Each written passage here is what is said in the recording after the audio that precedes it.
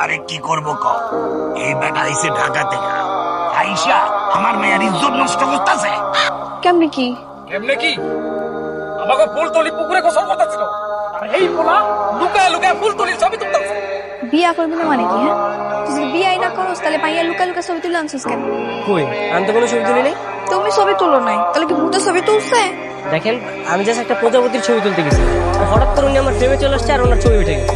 আমি তার ইচ্ছা করে তুলতে যাইনি। দেখছিস কি কয়? আমগো মনে হয় বলদ মনে করে।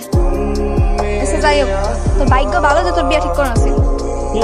বিয়া ঠিক করে না থাকলে ওই ডাকা বাড়ির লোকজন তোমার কাইটা কাইটা ফেলা আলাস করতে শোষণ। মনে হচ্ছে দেশে আইন কানুন বলতে কিছু নাই। এসব আইন কানুন ডাকুরে দেখায় কোনো লাভ নেই। তুই আমার লেগা বাইসা গেছে, শুকরিয়া আদায় কর। আর পেমেন্ট একটু বাড়ায় দিস। দেখেন, আপনি আমার জন্য যে বিয়েটা ঠিক করছেন, আমি আগেও বলছি বিয়ে করবো না, আর এখনো বলতেছেন বিয়ে করবো।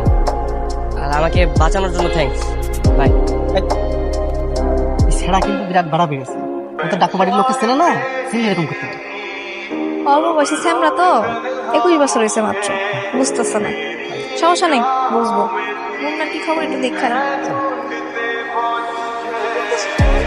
ব্যাগ গুছাচ্ছি, ঢাকা চলে যাবো।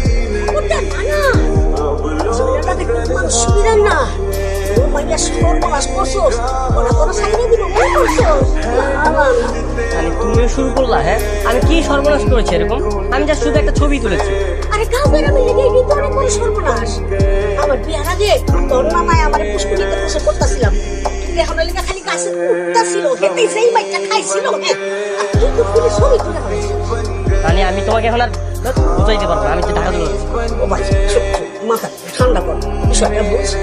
ওরা আমি সত্য থেকে চোখ কান খোলা রাখছি, তোর কোনো কিছু হইলে আমি তো সহ্য করতে পারবো না।